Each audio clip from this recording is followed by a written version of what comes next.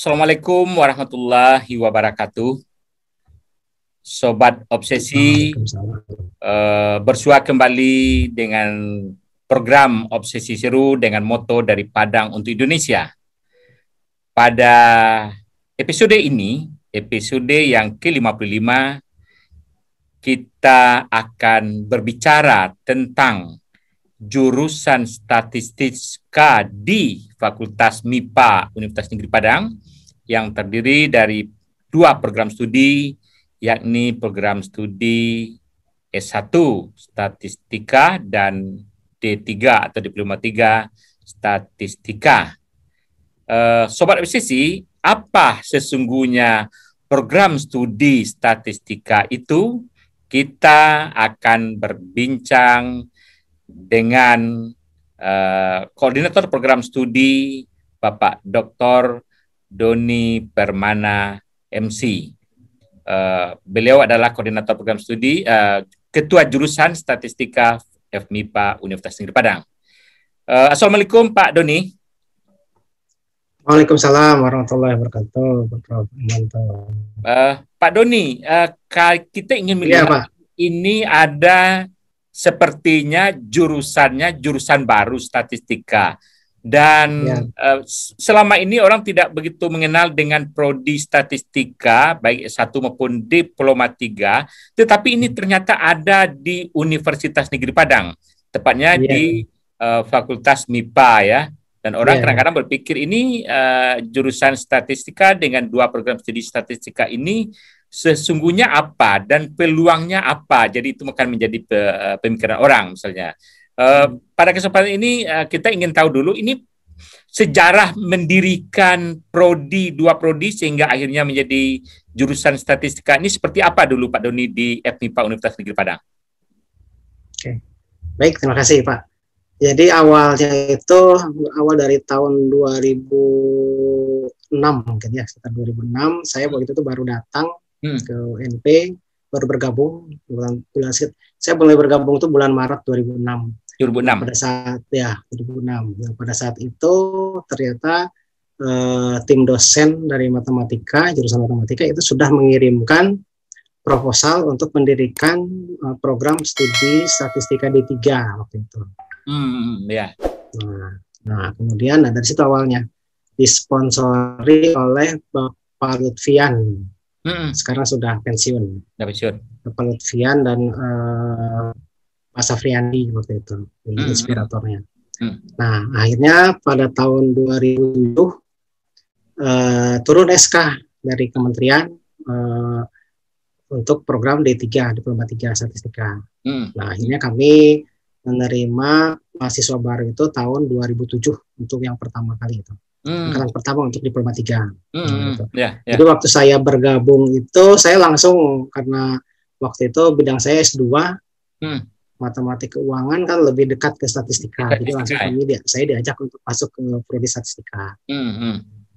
Nah, tahun 2007 itu statistika itu menjadi program studi ketiga jurusan matematika. Jadi di jurusan matematika itu ada prodi pendidikan matematik, kemudian program studi matematika, ketiga itu program studi D3 statistika. Nah, seperti itu. Nah, itu tahun 2007 untuk yang pertama kalinya. Nah, kemudian saya berangkat S3 tahun 2011, pulang kembali itu akhir 2016. Nah, begitu saya datang, langsung kami buat tim untuk membuat prodi S1 waktu itu. Awal 2017. Langsung membuat tim untuk membuat proposal pendirian program studi S1 statistika. Nah, akhirnya sekitar 6 bulan lah tim bekerja, kemudian dikirim ke Jakarta. Nah, ternyata cepat waktu itu. Hanya 3 bulan, sekitar 3 bulan langsung turun SK-nya. Jadi bulan November 2017 turun SK untuk pendirian prodi S1 statistika. Nah, akhirnya karena bulan November turunnya, berarti mahasiswa barunya itu bulan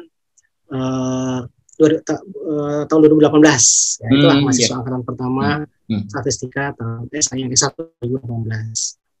Sehingga itu menjadi prodi keempat di jurusan matematika. Nah, jadi program jurusan matematik saat itu gemuk, ya. Jurusan yang paling gemuk waktu itu di FMIPA. 4 program studi. Rata-rata kalau jurusan yang lain, ya rata-rata program studi yang lain, jurusan yang lain itu hanya 2 prodinya. PEN sama non kependidikan. Hanya matematika yang sampai 4. Nah, akhirnya karena kegemukan itu, akhirnya mulailah ada pemikiran untuk memecah matematika itu menjadi 2 jurusan. 2 jurusan. Jurusan matematik dan jurusan statistika. Nah, ini itu disetujui seperti dirapatkan berkali-kali. Nah, akhirnya disetujui untuk dipecah. Kami buat naskah akademiknya, diajukan ke rektor. Nah, ternyata harus diajukan juga ke kementerian. Nah, itu lumayan panjang prosesnya, beberapa bulan. Nah, akhirnya sekitar bulan Juli tahun 2019 turunlah itu ya, bahwa jurusan statistika berdiri. Jadi itu tepatnya SK itu sekitar bulan Juli 2019. Nah, dari situ sejak itulah jurusan statistika. Nah, Oke. Ya, statistika berdiri. Oke, berikutnya Pak Doni.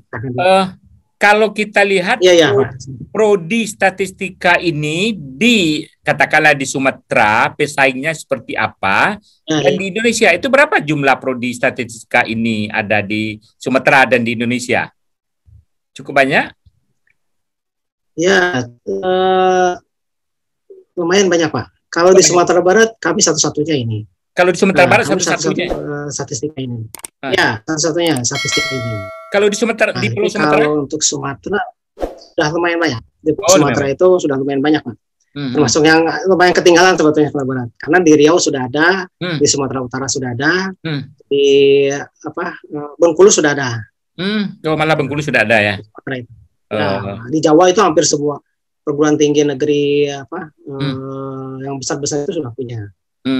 Sudah banyak Pak. Sekitar 40 prodi kalau Oke.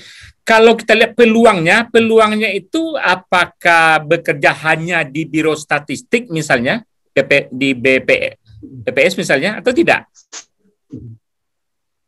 Oh enggak Pak. Jadi sekarang ini statistika sekarang ini kan zaman data Pak ya. Sekarang ada ungkapan siapa yang bisa menguasai data, adalah yang akan menguasai dunia katanya. Nah, itu jadi sekarang kan semua, apalagi dengan kondisi serba digital, zaman industri 4.0 ini Pak ya, jadi semua digital gitu. Jadi semua data itu deras mengalir gitu Pak. Data itu kan kalau kita manfaatkan, kita olah sebaik-baiknya, itu akan menjadi sebuah kekuatan, itu nanti jadi sebuah informasi yang sangat-sangat berharga. Dan orang statistik kita adalah yang berpotensi untuk bisa mengolah semua data itu. Jadi statistikawan itu banyak bekerja sekarang ini di dunia sains data Pak, seperti di Gojek misalkan Pak ya, Gojek atau di toko-toko online itu pasti ada orang-orang statistika itu Pak yang mengolah data itu. Nah itu kemudian di bidang bank itu juga asuransi itu banyak orang-orang asuransi di situ Pak. Sekarang ini kan setiap tahun itu di statistik kami kirim untuk PKL Pak. Nah awalnya memang dulu awal itu kami hanya bisa mengirim itu ke BPS saja, karena memang seperti itu yang paling dekat. Nah, tapi sekarang itu banyak sekarang permintaan untuk PKL. Di Bapada itu banyak yang minta untuk PKL statistika. Di BMKG juga meminta untuk PKL statistika. Kemudian di Pemda juga banyak yang minta untuk PKL statistika ini. Nah kemarin kami dapat juga ternyata kayak seperti Semen Padang, kemudian di Teluk Bayur itu Pelindo. Nah itu mereka butuh juga ternyata orang-orang statistik untuk PKL gitu ya. Jadi banyak peluang-peluang itu baru PKL Pak. Jadi untuk lulusan pasti ya sama juga lah.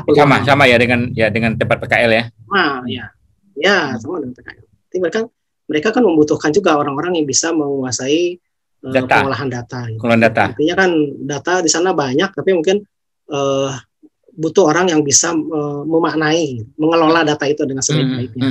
Ya minimal menyajikan sebaik-baiknya sehingga menghasilkan sebuah informasi yang memang sangat berharga.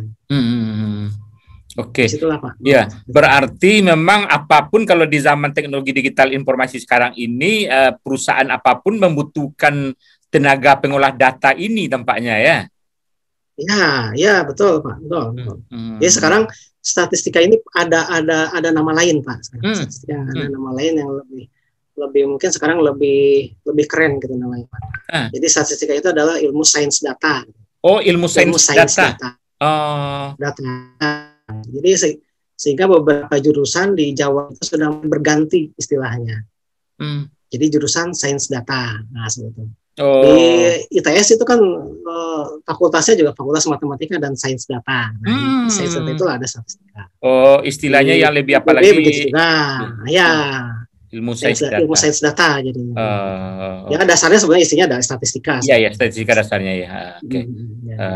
Oke, berikutnya kalau kita lihat pada zaman teknologi digital ini pengolahan data dengan memanfaatkan orang pengolah data lulusan prodi statistika ini atau ilmu sains data ini memang sangat penting begitu ya?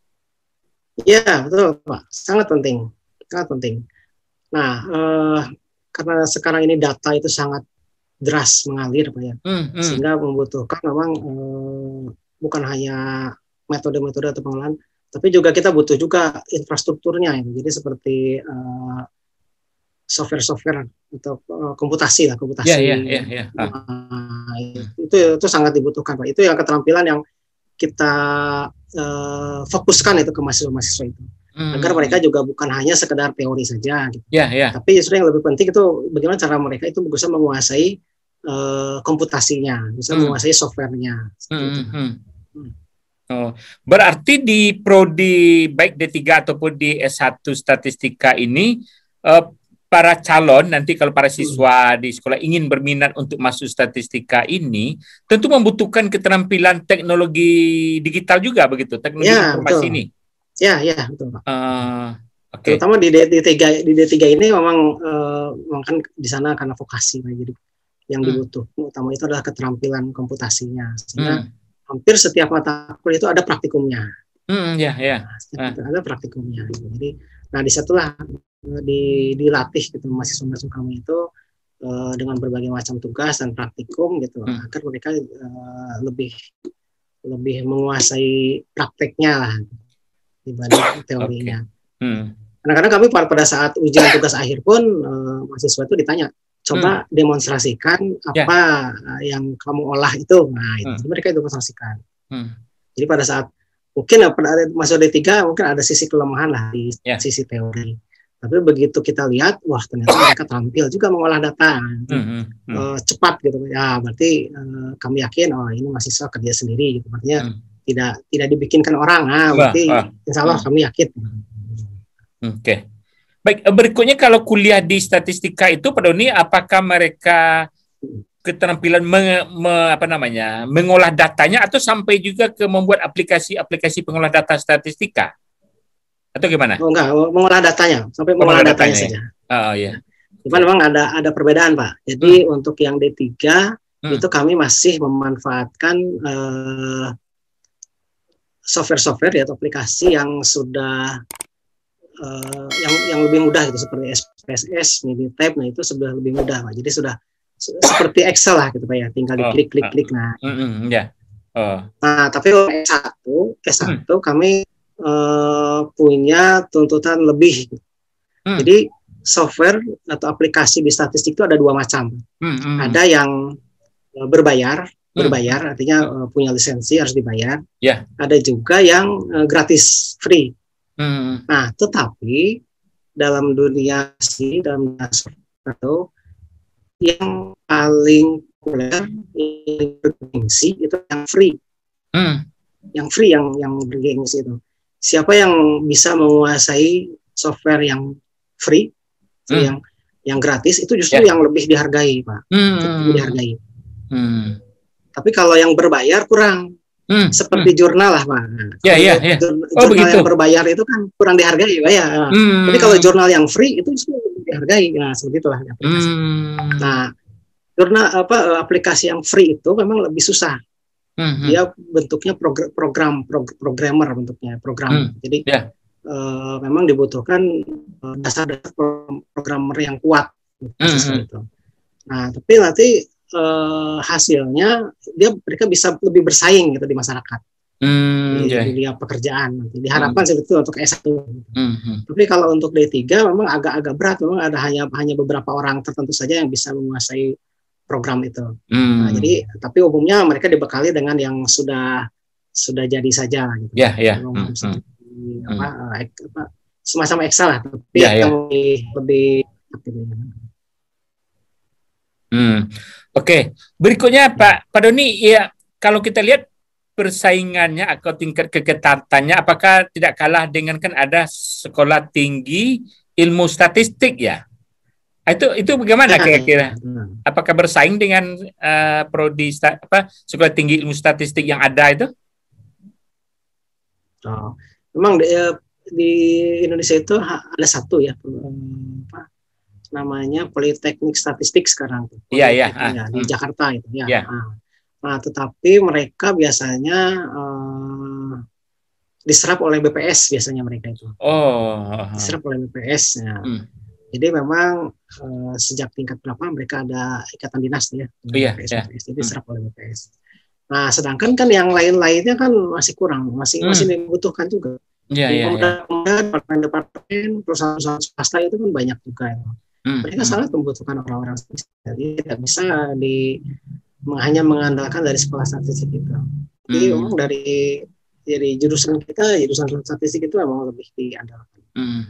Untuk D3 saja itu rata-rata itu kami tanya tadi cepat bekerja mereka D3 itu. Jadi kami pikir untuk S1 itu akan lebih. Gitu. Kami yakin ini S1 akan lebih dibutuhkan. Ya, karena tadi memang politeknik statistik memang terbatas dan itu memang hanya karena dia memang ikatan dinas ya untuk BPS. Ikatan dinas untuk BPS. Padahal tadi yang industri-industri lain, perusahaan-perusahaan lain sangat butuh tadi seperti yang kita. Sangat butuh. Iya, betul. Oke. Baik. Berikutnya kalau mungkin semacam apakah persyaratan atau bekal apa yang harus dimiliki oleh para siswa yang ingin masuk baik ke D3 maupun ke S1. Pertama dulu mungkin hanya yang diterima yang mereka tamat jurusan saintek gitu ya, hanya tamat di jurusan IPA. Ya, gitu. Dari IPA, Pak. Dari IPA. Dari IPA. Karena kami membutuhkan dasar-dasar matematik sebetulnya. Dasar matematik yang kuat. Tetap kan statistik kan jadi memang dasar-dasar matematiknya kelihatan sih memang orang-orang yang punya memang di SMA-nya matematik kuat, dan statistiknya juga ikut bagus biasanya. Tapi yang matematiknya agak kurang, nah statistiknya juga nanti agak kurang juga, agak susah juga mengangkatnya. Tapi kalau bekal lain mungkin cukup dengan pokoknya punya minat dan bakat di bidang matematika, atau ada persyaratan-persyaratan lain supaya dia sukses di prodi statistika baik yang D3 maupun D1?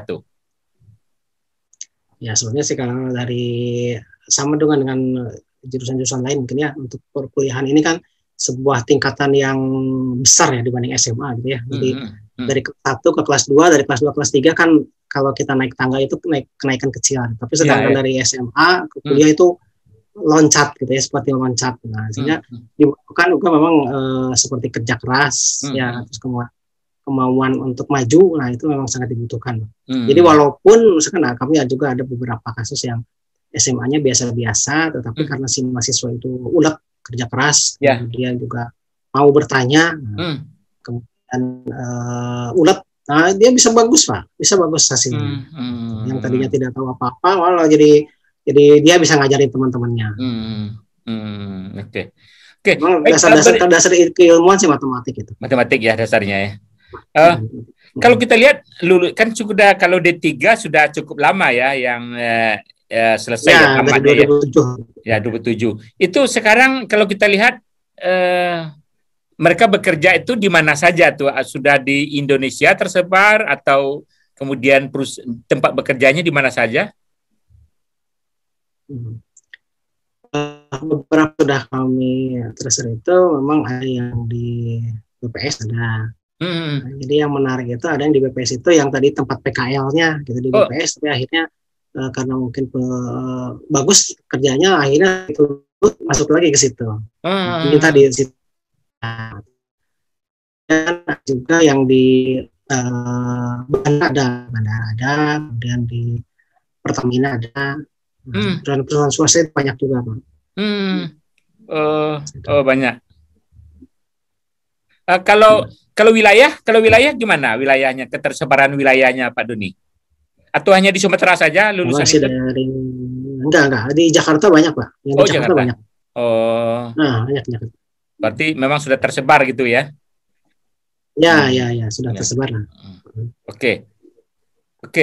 Kemudian berikutnya ini kaitan dengan statistik. Ini kalau pendidikan Pak Doni dulu memang kaitannya dengan statistik ini juga ya. S1-nya di mana Pak Doni? S2-nya di mana? S3 Pak Doni? Nah, ya. Nah, kalau dari saya sendiri sebenarnya S1, S2, S3 itu saya tidak punya pengalaman banyak. Jadi tetap di satu perguruan tinggi, karena saya di ITB waktu itu, di matematika. S1 di ITB. Nah, S1 ITB, S2, S3 juga di situ juga sama. Pindah-pindah. Cuman bidangnya yang berbeda. Jadi S1 saya di aljabar terapan. Matematika aljabar gitu ya? Nah, matematika aljabar. Nah, yang kedua di S2-nya itu di matematika keuangan. Masih di ITB juga. Nah, S3 aja itu baru yang lebih dalam ke statistikanya, S3-nya itu. S3 memang agak lebih dominannya ke statistik. Statistika terapan itu. Statistika terapan gitu ya. Bidang-bidangnya. Ini ada penerapan gitu, bukan keilmuan statistikanya sebenarnya, itu bidang penerapannya. Ya. Oke. Kemudian kalau kalau tenaga pengajar tampaknya memang tentu sudah cukup ya, tenaga pengajar untuk kedua prodi ini. Sudah memadai berarti ya. Jadi ke pengajarnya kan kami memang dari matematik tadinya Pak ya. Jadi kami ada 12 orang ya, 12 orang. Jadi tadinya 12 orang ini ada di matematik tadinya, kemudian yang memang punya pendidikan terakhir atau yang bidang matematikanya statistika, nah itu kami tarik ke prodi statistika. Ada 12 orang gitu. Jadi 6 orang untuk yang D3, 6 orang lagi untuk yang S1. Sebetulnya masih kurang gitu. Jadi terlihat dari beban mengajarnya. Beban mengajar kami masih banyak gitu. Masih rata-rata ya masih di atas 18 SKS per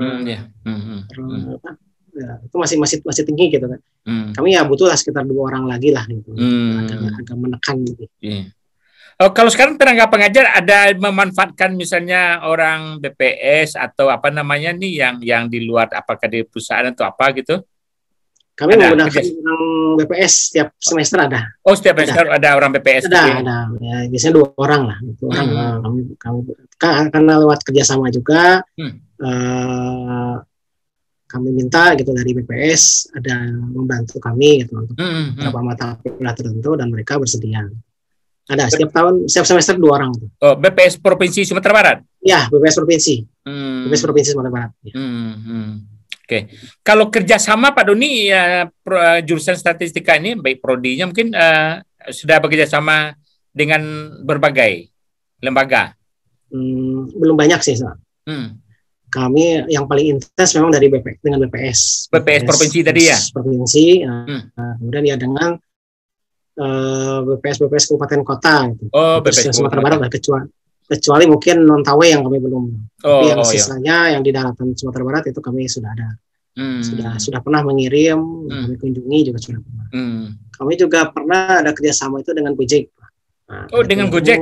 Nah, ya di Gojek itu banyak orang-orang statistik yang bekerja di sana.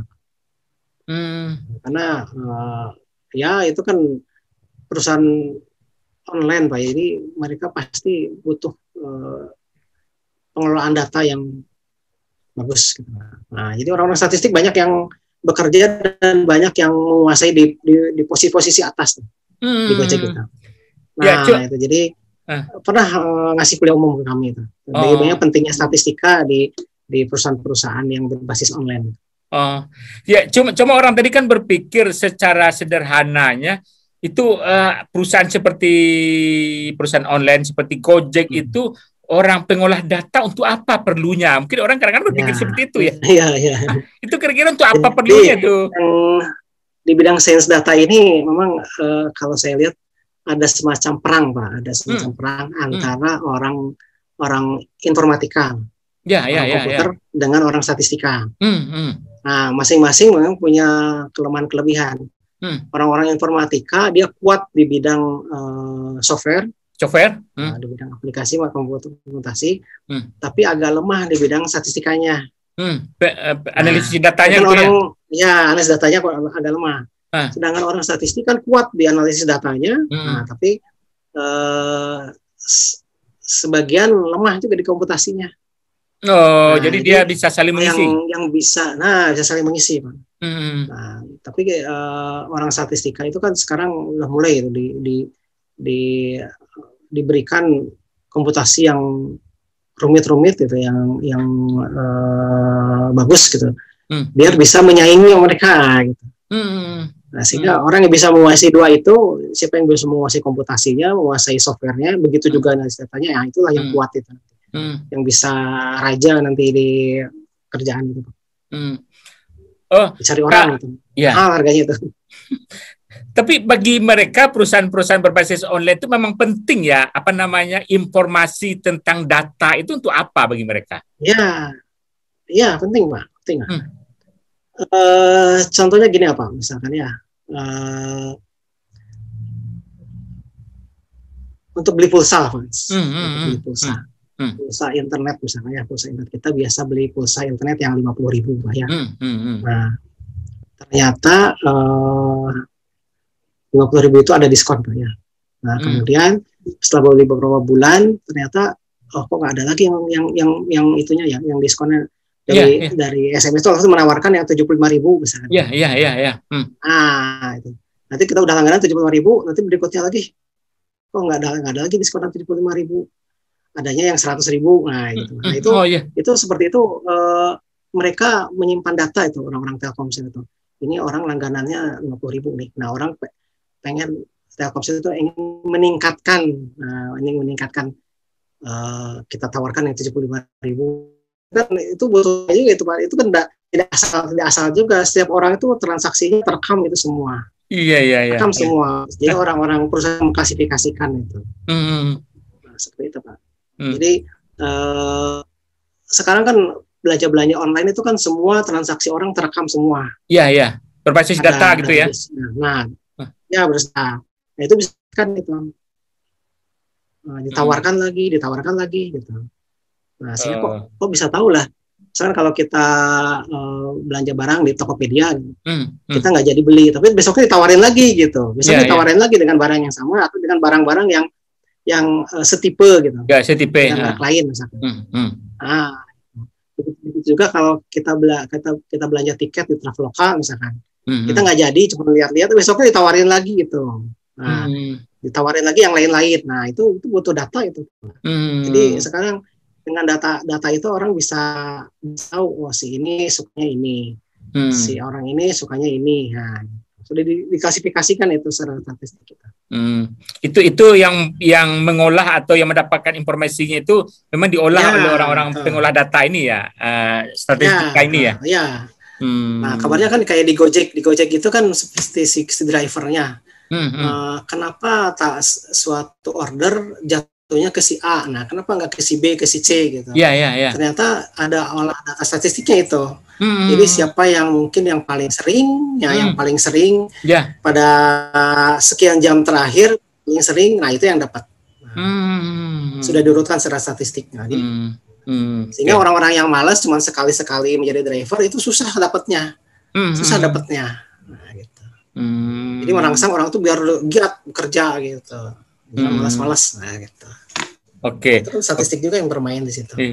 Ya, berarti kalau begitu memang kalau kita lihat perkembangan dunia perdagangan berbasis online ini, orang-orang pengolah data lulusan statistika semakin dibutuhkan gitu ya, Pak Doni ya? Ya, betul. Ya, betul. Oke. Bukan hanya di situ, di olahraga pun Pak, olahraga pun sama. Jadi tim-tim waktu Jerman juara dunia tahun berapa ya? Jadi katanya kabarnya saya pernah baca itu analisis statistik di Jerman itu dia membaca kekuatan dari tim lawan, dibaca. Nah, itu siapa orang yang paling sering mengejar bola, siapa si orang ini berapa persen kaki kanan berfungsi, berapa persen kaki kiri berfungsi. Si penjaga gawangnya dia lebih sering ke kiri atau lebih sering ke kanan. Nah, itu dipelajari semua itu. Nah, itu disampaikanlah kepada tim Jerman sehingga tim Jerman bisa menguasai memang titik-titik kelemahannya. Itu statistik yang bermain tuh, Pak. Nah, gitu. Oke. Sampai itu, Pak. Jadi kalau hanya sekedar menonton gitu aja kan nggak terbaca. Tapi kalau bagi orang statistik itu bisa diambil itu. Klasifikasikan. Iya, itu jadi sebuah informasi yang sangat berharga dan akhirnya pada final itu menang tuh tim Jerman. Jadi sampai dihitung seperti itu ya kebermaknaan informasi tadi itu ya. Ya seperti itu. Oke. Baik Pak Doni. Kemudian kita kembali ke prodi statistika ini.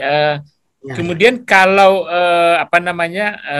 peminatnya saya lihat mungkin cukup banyak ya, peminatnya daya saingnya ketat ya di prodi kedua prodi ini ya. Ya, untuk S1 yang kami di luar dugaan, S1 statistika. Jadi untuk tahun pertama saja, tahun 2018 angkatan pertama itu ternyata peminatnya 1.100. Nah, pada tahun 2019 angkatan kedua naik 2 kali lipat, Pak. 2.200. Nah, itu. Jadi termasuk yang tinggi kan itu di fakultas kami itu. Memang tahun ketiga agak turun memang karena memang sebagian besar juga turun. Semua jurusan di UNP turun. Nah, tahun ketiga 2020 itu kan ada pandemi sehingga turun kami sekitar 900 orang minatnya. Daya tampungnya berapa kelas Pak Doni, baik yang D3 maupun yang S1 setiap tahunnya? Dibatasi ya? Kelas kami hanya dibatasi, Pak. Jadi rata-rata sekitar 2 lokal saja nih. Dua lokal. Satu juga. 2 kelas saja ya. Memang dibatasi ya Pak Doni ya? Ya, 2 kelas saja. Dibatasi ya. Karena kekurangan juga dalam sumber daya, dalam ruang-ruang kelas kan juga kurang. Iya. Makanya tadi daya saingnya cukup ketat gitu ya? Ya. Persaingan cukup ketat gitu ya. Oke. Berikutnya Pak Doni, apa opini atau obsesi Pak Doni untuk pengembangan jurusan dan 2 prodi ini ke depan? Apakah nanti akan berakhir juga ada magister statistik misalnya atau apa? Gimana untuk ke depannya di Universitas Negeri Padang? Ya, itu memang sempat juga kami punya mimpi itu. Saya juga punya mimpi untuk ada mendirikan magister statistik karena di Sumatera Barat, di Sumatera sudah ada sih, di Bengkulu sudah ada S2 statistika. Memang dari sumber daya kami masih agak jauh lah gitu. Tapi potensi ke arah sana besar.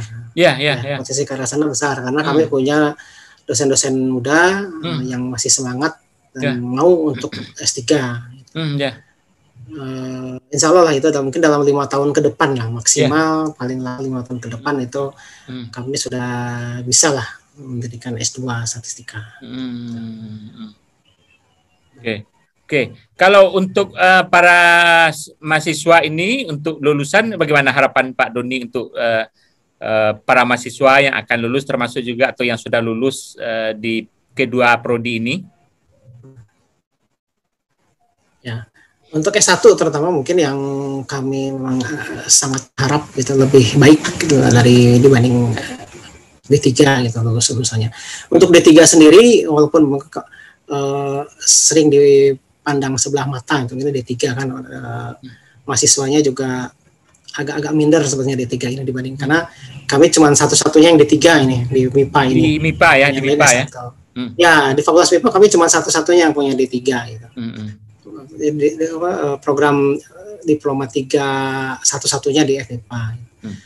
Nah, kemudian dari sisi mahasiswanya itu umumnya hampir nggak ada yang memilih sebagai pilihan utama D3 itu. Yang sisa-sisa biasanya di 3 itu.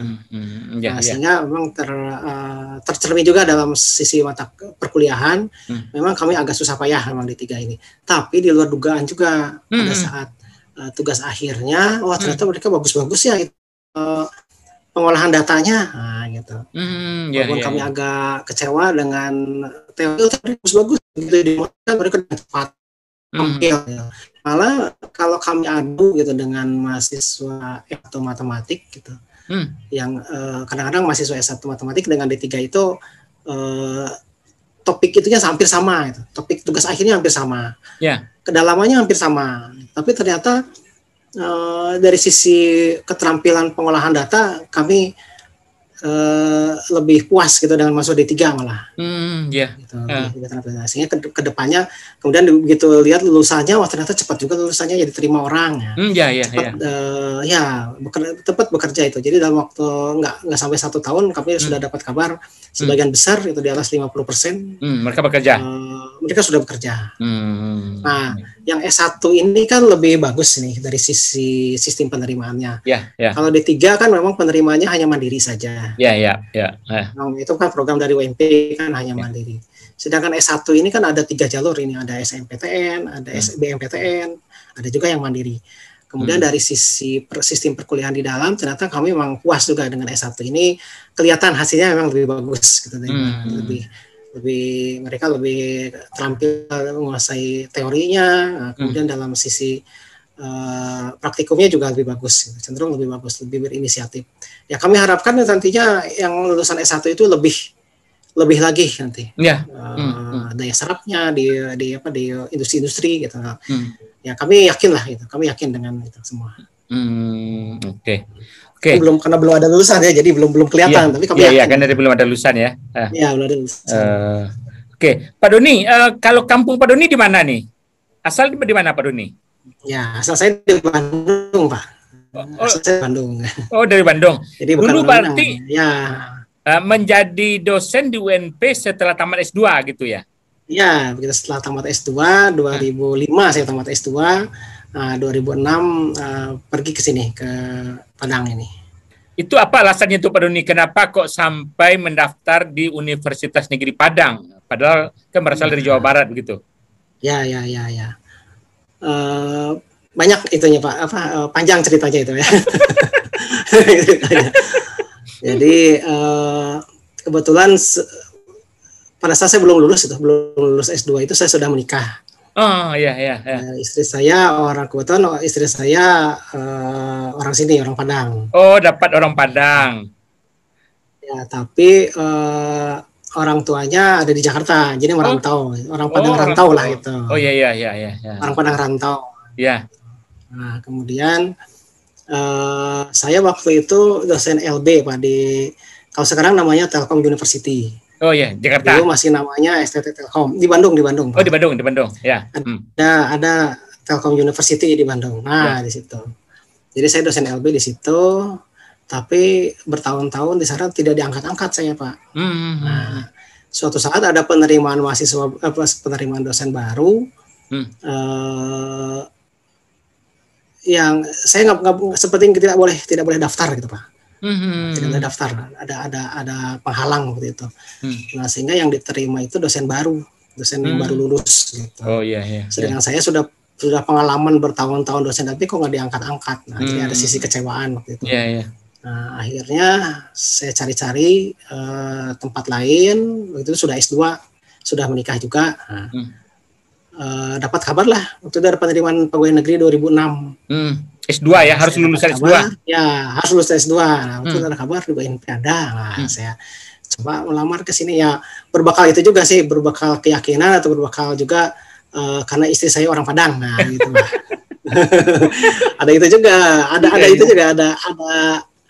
ada apa? Inspirasi dari situ lah ada. Ada alasan ya, karena istri orang Padang juga gitu. Ya, itu. Padang rantau ya, saya melamar lah ke sini.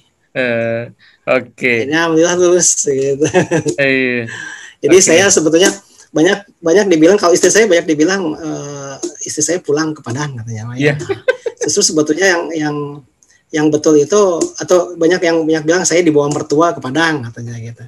Padahal yang betul itu betulnya mungkin saya membawa istri merantau ke tanah leluhur. Nah, iya, artinya itu dari Jakarta ke Bali bawa ke tanah asal. Iya, karena asalnya gitu. Karena itu saya lahirnya bukan di sini, istri lahir besar itu di Jakarta gitu ya. Jakarta.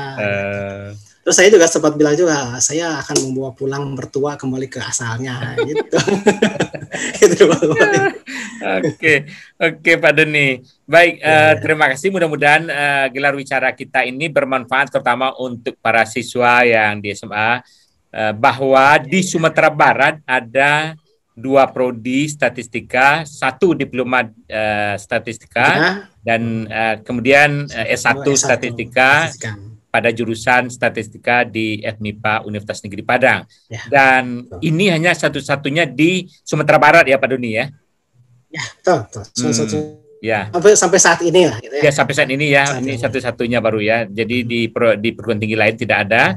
Mudah-mudahan ini informasi ini sangat bermanfaat bagi para siswa di SMA, baik yang lulus tahun ini ataupun mungkin 2 tahun sebelumnya, yang tamat 2 tahun sebelumnya. Nanti ada penerimaannya melalui jalur S1-nya, melalui SMPTN ada, melalui SBMPTN ada, dan nanti ada melalui program mandiri. Kalau D3 sepenuhnya diterima melalui jalur mandiri ya. Jadi mudah-mudahan informasi ini bagi para siswa yang berminat, yang kuat matematikanya, silakan Anda bergabung di kedua prodi ini melalui beberapa jalur penerimaan tadi. Terima kasih Pak Doni sekali lagi sudah bergabung dalam program Opsi Seru. Ya, sama-sama Pak. Oke Pak Doni. Kita tutup ya. Oke. Baik, Sobat Obsesi, demikianlah perjumpaan kita pada program Opsi Seru dengan moto dari Padang untuk Indonesia. Mohon maaf, sampai bersua kembali pada episode berikutnya. Assalamualaikum warahmatullahi wabarakatuh.